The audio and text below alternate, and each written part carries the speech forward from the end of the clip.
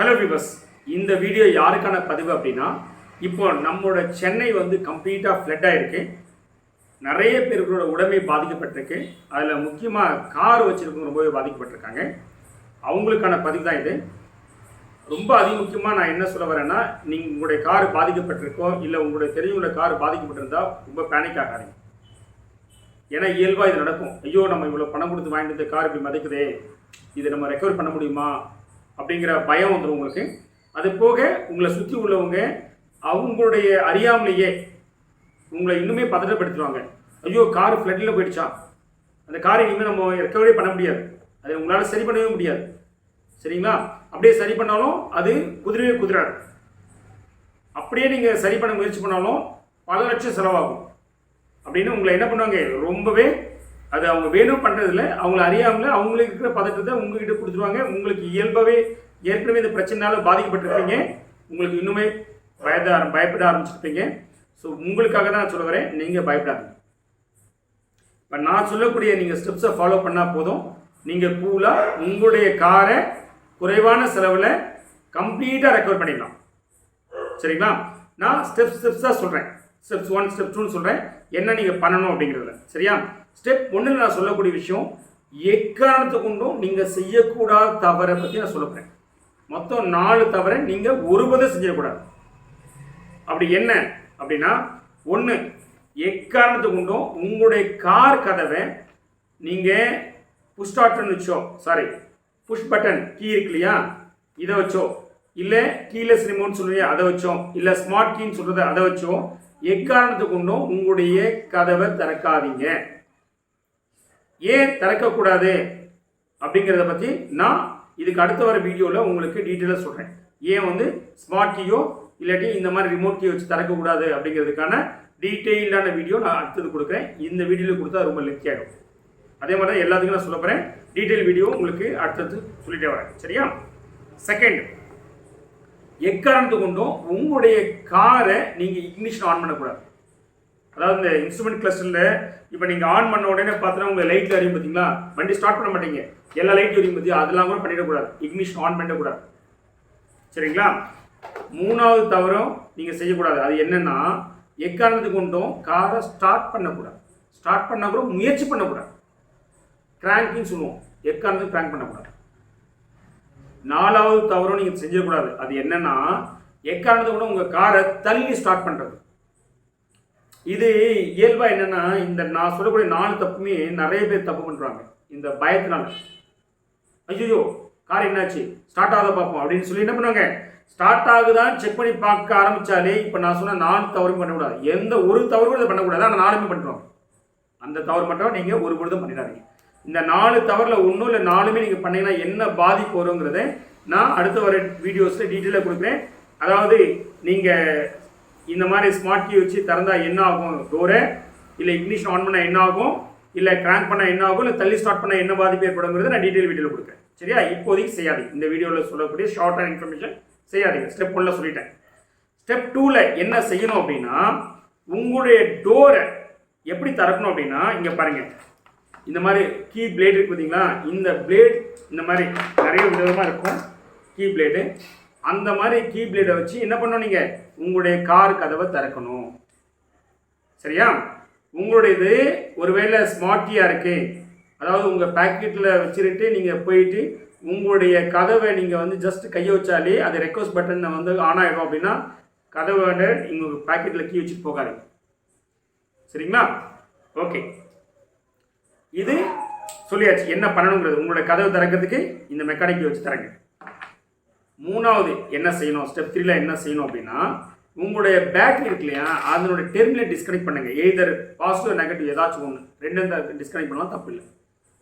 ஆனால் அது திறக்கும் போதும் எக்காரணத்தை கொண்டு நீங்கள் பேனட் திறக்கிறதுக்கு ஸ்மார்ட் கீலாம் யூஸ் பண்ணக்கூடாது.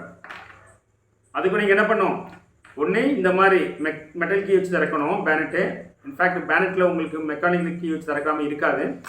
நீங்கள் புல் பண்ணி லிவர் இருக்கு இல்லையா, லிவரை திறந்து நீங்கள் திறக்கணும். திறந்து பேனட்டை ஓப்பன் பண்ணி பேட்டரி டெர்மினலை டிஸ்கனெக்ட் பண்ணணும். பேட்டரி டெர்மினலை உங்களுக்கு டிஸ்கனெக்ட் பண்ண தெரியும், பேட்டரியை பற்றி உங்களுக்கு தெரியும், பேட்டரி எப்படி கையாளும் தெரிஞ்சால் பரவாயில்ல. தெரியலன்னா உங்களோட அருகாமையில் இருக்கிற எந்த ஒரு மெக்கானிக்கல் பர்சனாக இருந்தாலும் பரவாயில்ல, அவர் ரொம்ப எக்ஸ்பர்டைஸாக இருக்கணும் அவசியமே இல்லை. இதெல்லாம் அடிப்படையில் எல்லாரும் தெரியும். அவங்கள கூப்பிட்டு செய்யுங்க. ஆனால் முக்கியமாக என்னென்னா அவங்கள கூப்பிட்டு செய்யும்போது நீங்கள் சூப்பரைஸ் பண்ணீங்க, அவங்க இந்த ஸ்டெப்ஸ் தவிர வேறு எதுவும் செய்யாமல் பார்த்துங்க. அவர் எக்ஸ்பர்டைஸ்னா நீங்கள் அவர்கிட்ட விட்டுடலாம், அவர் என்ன செஞ்சாலும் ஓகே தான், சரியா? எக்ஸ்பர்டைஸாக இல்லாத பட்சத்தில் அவர் ஆர்வக்குள்ளரில் எதையா செஞ்சாருன்னா உங்களுடைய காரை நீங்கள் irreversible ஆகிடும், சரி பண்ண முடியாத அளவுக்கு ஆகிடும். அப்படியே சரி பண்ணாலும் ஒரு எக்ஸ்பென்சிவ் ஆகிடும். ஸோ அதனால் அந்த சூப்பரைஸ் பண்ணிட்டு இப்போ நான் சொன்ன ஸ்டெப்ஸோடு நிறுத்திங்க, சரிங்களா? ஓகே, இதுதான் வந்து நீங்கள் முதல் லெவலில் செய்யக்கூடியது. அடுத்த விஷயங்கள் என்னென்னலாம் செய்யணும் அப்படின்னா, இதுவுமே உங்களுக்கு தெரிஞ்சால் செய்யுங்க, இல்லை நான் சொன்னாலே நீங்கள் ஆக்சுவலி வந்து மெக்கானிக் வச்சு செய்யலாம். இதுவுமே அடிப்படையில் நிறைய பேருக்கு தெரியும், சரியா? என்ன பண்ணணும்னா ஏர் ஃபில்டர்ஸ். ஏர் ஃபில்டர்ஸ்னால் இது மாதிரி தான் இருக்கும். ஏர் ஃபில்டர்ஸ் நிறைய டைப் இருக்கும். ஏர் ஃபில்டர்ஸ் இப்படி தான் இருக்கணும் ரூல்ஸ்லாம் கிடையாது. நிறைய ஒவ்வொரு மாடலுக்கு ஏற்ற மாதிரி ஏர் ஃபில்டர்ஸ் இருக்கும். என்ன பண்ணணும்னா நீங்கள் ஏர் ஃபில்டர்ஸை கட்டி பார்க்கணும். ஏர் ஃபில்டர்ஸை கட்டி பார்க்கும்போது ஏர் ஃபில்டர்ஸில் தண்ணி இருக்கு அப்படின்னா அப்போ என்ன அர்த்தம்னா இந்த ஏர் ஃபில்டர் மூலியமாக உங்களுடைய கம்ப்ரஷன் சேம்பருக்குள்ளே பிஸ்டன் சிலிண்டருக்குள்ளே அதுக்குள்ளே தண்ணி போயிருக்க வாய்ப்பு இருக்குது. அப்படி தண்ணி போயிருக்கு அப்படின்னா அதை எப்படி ஹேண்டில் பண்ணணும் அப்படிங்கிறத டீட்டெயில் வீடியோவில் கொடுக்குறேன். அதில் போயிட்டு எப்படி அந்த கம்ப்ரஷனில் இருக்க தண்ணியை எடுக்கணும் அப்படிங்கிறத நான் உங்களுக்கு சொல்கிறேன். அதில் ரொம்ப இதில் ஷார்ட்டாக என்ன சொல்கிறேன் அப்படின்னா, அதில் உங்களுக்கு க்ளோ ப்ளக்கோ இல்லை இக்னிஷன் ஆயிலோ இல்லை இன்ஜெக்டரோ இதில் ஏதாவது ஒன்று எது அப்ளிகபிளோ உங்கள் காருக்கு அதை எடுத்துகிட்டு அதன் மூலிமா நீங்கள் தண்ணியை ரிமூவ் பண்ணணும். அது வந்து டீட்டெயிலாக வீடியோ போடுறேன், அதில் போய் பாருங்கள். இன்ஃபேக்ட் நீங்கள் சைலன்ஸ்லேருந்துலாம் கூட தண்ணி எடுக்கணும், சரியா? ஓகே, ஸோ இது ஏர் ஃபில்டரில் தண்ணி இருந்தால் செய்யக்கூடிய விஷயம்.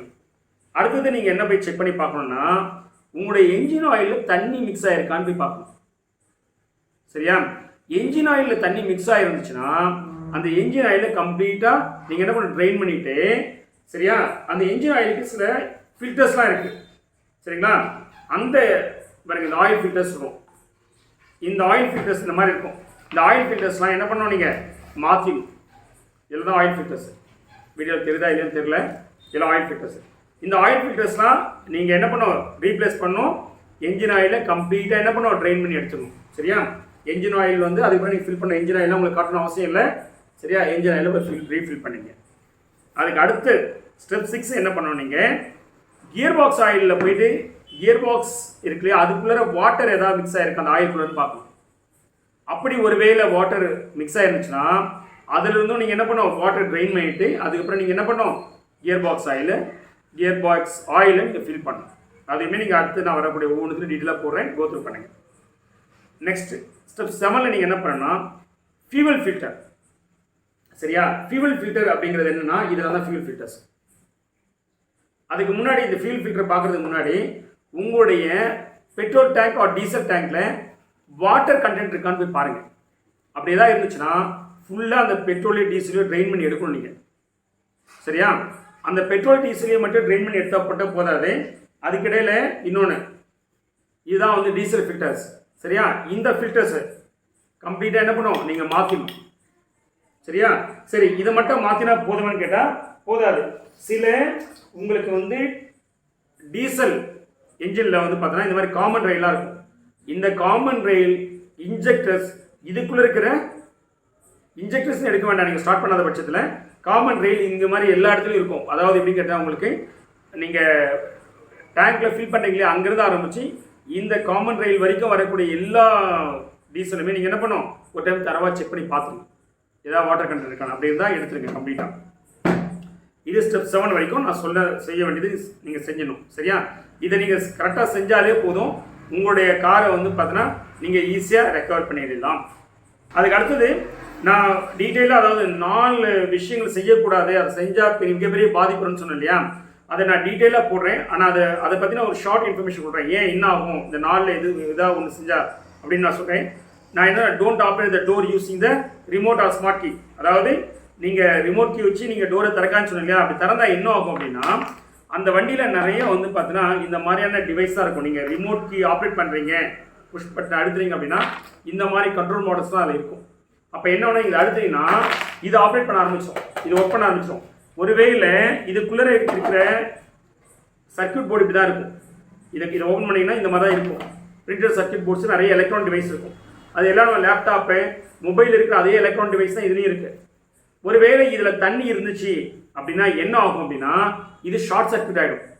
ஷார்ட் சர்க்யூட் ஆச்சுன்னா அதுக்கப்புறம் இந்த கண்ட்ரோல் மாடல் அவுட். அதுக்கப்புறம் ஸ்மார்ட் கீ கண்ட்ரோல் மாடலே அவுட். இது ஒரு கம்ப்யூட்டர். எலக்ட்ரானிக்ஸில் சில பேர் எம்பெடட் சிஸ்டம் சொல்லுவாங்க, சில பேர் கண்ட்ரோல் மாடல் சொல்லுவாங்க. உங்களுக்கு சிம்பிளாக சொல்லுவாங்க கம்ப்யூட்டர் சொல்கிறேன். It's one type of computers. சரியா? ஸோ இது வந்து உங்களுக்கு ஷார்ட் சர்க்யூட் ஆயிடுச்சுன்னா இதெல்லாம் ரொம்ப எக்ஸ்பென்சிவ் உங்கள் காருக்கெலாம். இப்போ இருக்கிற காரில் மெக்கானிக்கல் பார்ட்ஸோட காஸ்ட் ரொம்ப கம்மி, ஆனால் எலக்ட்ரானிக்ஸ் பார்ட்ஸோட காஸ்ட் ரொம்ப ஜாஸ்தி. அது ஃபால்ட் ஆகிடும். சரியா? இன்னும் சில பேர் சில டைம் நான் என்ன சொல்ல வரேன்னா இதில் தண்ணி இறங்கினா கூட நீங்கள் இதை ஆப்ரேட் பண்ணாதீங்க. ஏன்னா இது கூட கனெக்ட் ஆகிருக்க சென்சார்ஸில் ஏதாச்சும் ஷார்ட் சர்க்யூட் ஆகிடுது, அதில் தண்ணி இருந்துச்சுன்னா நீங்கள் ஆப்ரேட் பண்ணிங்கன்னா அந்த சென்சாரோட இன்புட் இதுக்கு வரும், இல்லை இது சில இன்புட் அது கொடுக்கும். அப்போ அது ஷார்ட் சர்க்யூட் பண்ணி பேக் அண்ட் ஃபோர்த் சென்சாரும் காலியிடும், இதுவும் காலியிடும். அதனால தான் என்ன சொன்னேன் நான், எக்காரணத்தை கொண்டும் நீங்கள் என்ன பண்ணக்கூடாது, ஸ்மார்ட் யூஸ் பண்ணி டோர் திறக்காதுன்னு சொன்னேன். அடுத்தது இக்னிஷன் ஆன் பண்ணாதேன்னு சொன்னேன் இல்லையா? இப்போ இக்னிஷன் ஆன் பண்ணால் என்ன ஆகும்னா, இப்போ வர இதெல்லாம் தான் ஒரு ஈஸியம் சொல்லுவோம். என்ஜின் கண்ட்ரோல் மாடல் நிறைய டைப் இருக்கும், ஒவ்வொரு ஒரு டைப்பு. சரியா? இது ஹுண்டாயோடது இந்த மாதிரி எல்லாத்தையும் இருக்கும். அதுக்குள்ளாரவே இந்த மாதிரி பிரிண்டட் சர்க்யூட் போர்டு ஈஸியம் தான் இருக்கும். இதுவும் கம்ப்யூட்டர் தான். நிறைய கம்ப்யூட்டர்ஸ் உங்கள் காரில். சரியா? இப்போ இதெல்லாம் தான். சரியா? இப்போ நீங்கள் ஒருவேளை நீங்கள் இக்னிஷன் ஆன் பண்ணுறீங்க அப்படின்னா இந்த கம்ப்யூட்டரை நீங்கள் ஆன் பண்ணுறீங்க. ஒருவேளை இதுக்குள்ளே தண்ணி இருக்குது, டெபாசிட் ஆகிருக்கு, வாட்டர் இருக்குன்னு வச்சுக்கோங்க. என்ன ஆகும் உங்களுக்கு, இது ஷார்ட் சர்க்யூட் ஆகி எரிஞ்சு போயிடும். இதெல்லாம் ரொம்ப எக்ஸ்பென்சிவ், ரொம்ப எக்ஸ்பென்சிவ். சரி, ஒருவேளை இதில் தண்ணி இல்லைனா கூட இது பாதிக்கும். ஏன்னு கேட்டால் இது கூட சென்சார்ஸ்லாம் கனெக்ட் ஆகிருக்கும். இது பாருங்க, இதோட சென்சார்ஸ்லாம் இது கூட தான். இப்போ இந்த ஒயரிங் ஆர்னஸ்லாம் இருக்குன்னு சொல்லுவோம். இப்போ ஒரு உங்களுக்கு அண்டர்ஸ்டாண்டிங்காக ஜஸ்ட் நான் வந்து ஒரு கனெக்ட் பண்ணி காட்டுறேன். ஆனால் இதுதான் அதோட கனெக்டர்ஸ் இல்லை, பட் உங்களுக்கு அண்டர்ஸ்டாண்டிங்காக நான் பண்ணி காட்டுறேன். ஓகே, இந்த பாருங்க, இங்கே பாருங்க, இந்த மாதிரி கனெக்ட் பண்ணியிருப்போம். இப்போ ஒருவேளை இதில் தண்ணி இருந்தாலும் இதில் கனெக்ட் பண்ணியிருக்கிற இந்த சென்சார்ஸில் தண்ணி இருந்தாலும் என்ன ஆகும் அப்படின்னா இந்த போர்டு ஷார்ட் சர்க்யூட் ஆகி இந்த போர்டு போயிடும், இந்த சென்சாருமே இந்த போர்டு போயிடும், இந்த சென்சாருமே போயிடும். சரிங்களா? ஸோ அதனால இக்னிஷனை ஆன் பண்ணக்கூடாது எக்காரணத்துக்கு கொண்டும். நான் சொன்னது இப்போ இசிஎம் மட்டும் இல்லை, பிசிஎம்னு இருக்கு, ஏபிஎஸ் இருக்கு, ஏர் பேக் இருக்கு, தென் உங்களுக்கு ரேடார் இருந்தால் பார்க்கிங் அசிஸ்ட், இந்த மாதிரி நீங்கள் சொல்லிகிட்டே போகலாம். அடாஸ் எவ்வளோ கண்ட்ரோல் பண்ணுறதுக்கு உள்ளுக்குள்ள அத்தனையும் பாதிக்கப்படும். இன்ஃபோடெயின்மென்ட் சிஸ்டம் நீங்கள் கிட்டத்தட்ட 20-25 கண்ட்ரோல் மாடல்ஸ் இருக்கு உள்ளுக்குள்ள. Sensors hundreds most of sensors இருக்கு, அது எல்லாமே பாதிக்கப்படும். அதனால தான் நீங்கள் எந்த காரணத்திலும் இக்னிஷனை ஆன் பண்ணக்கூடாது சொல்லுது. ஏன் வந்து காரை கிராங்க் பண்ணக்கூடாது, ஸ்டார்ட் பண்ண முயற்சி பண்ணக்கூடாது அப்படின்னு சொன்னால், இப்போது நீங்கள் காரை ஸ்டார்ட் பண்ண முயற்சி பண்ணுறீங்க அப்படின்னா என்ன அர்த்தம் அப்படின்னா, உங்களுடைய பிஸ்டன் சிலிண்டரை நீங்கள் வந்து கிராங்க் பண்ண போகிறீங்க, மேலே பேக் அண்ட் ஃபோர்த்து போகுதுன்னு அர்த்தம். கிராங்க் பண்ணும்போது ஒருவேளை உங்களுடைய கம்ப்ரஸர் சேம்பரில் தண்ணி இருந்துச்சுன்னா நீங்கள் கிராங்க் பண்ணும்போது பிஸ்டன் மேலே நோக்கி போகும். அப்போ என்ன ஒன்று இன்பிட்வீனில் வாட்டர் இருந்துச்சுன்னா என்ன ஆகும்னா அது வாட்டர் லாக் கம்ப்ளீட்டாக உங்களுக்கு வந்து பார்த்தீங்கன்னா ஹைட்ராலிக் லாக் சொல்லுவாங்க. அப்படி ஆச்சுன்னா பிஸ்டன் ஆர் அந்த என்ஜின் பிளாக்கு அது கிராக்கே ஆகும், கம்ப்ளீட்டாக டேமேஜ் ஆகும். அதுக்கப்புறம் என்ஜினே சுத்தமாக நீங்கள் கம்ப்ளீட்டாக ரீஸ்டோர் பண்ணுற இருக்கும். என்ஜினோடதெல்லாம் ரொம்ப எக்ஸ்பென்சிவ், அஃபோர்டபுள் கிடையாது. அடுத்து நான் என்ன சொன்னேன், தள்ளி ஸ்டார்ட் பண்ணக்கூடாதுன்னு. இதே தான், ஒருவேளை நீங்கள் தள்ளி ஸ்டார்ட் பண்ணிங்கன்னா இப்போ நான் கிராங்க் பண்ணதை விட அதிகப்படியாக டேமேஜ் ஏற்படுத்திருப்பீங்க. கண்டிப்பாக வந்து பார்த்தீங்கன்னா உங்களுக்கு என்ஜின் பிளாக்கு கிராக். ஸோ அதனால தான் இதெல்லாம் செய்யக்கூடாது சொன்னேன். சரிங்களா? ஸோ பயப்படாதீங்க. இப்போ நான் சொன்ன ஸ்டெப்ஸை மட்டும் நீங்கள் கரெக்டாக ஃபாலோ பண்ணிங்கன்னா போதும், ஈஸியாக ரெக்கவர் ஆகி வெளில வந்துடலாம். சரியா? ஹோப் இந்த வீடியோ உங்களுக்கு ரொம்ப பயனுள்ளதாக இருக்கும்னு நினைக்கிறேன். நம்ம சேனல் இன்னும் நீங்கள் சப்ஸ்கிரைப் பண்ணாமல் இருந்தால் please subscribe and then bell button எடுத்துங்க. ஸோ தட் நான் போகிற வீடியோ உங்களுக்கு அப்டேட் வரும். ஒருவேளை உங்களுக்கு இந்த வீடியோ பற்றின இன்னும் நிறைய தெளிவான விளக்கம் எதாவது வேணும்னா என்னோட கமெண்ட் செக்ஷனில் கொடுங்க. நான் டீட்டெயிலாக உங்களுக்கு அடுத்த வர வீடியோவில் அப்லோட் பண்ணி கொடுக்குறேன். சரிங்களா? Thanks you. Thank you very much. Bye.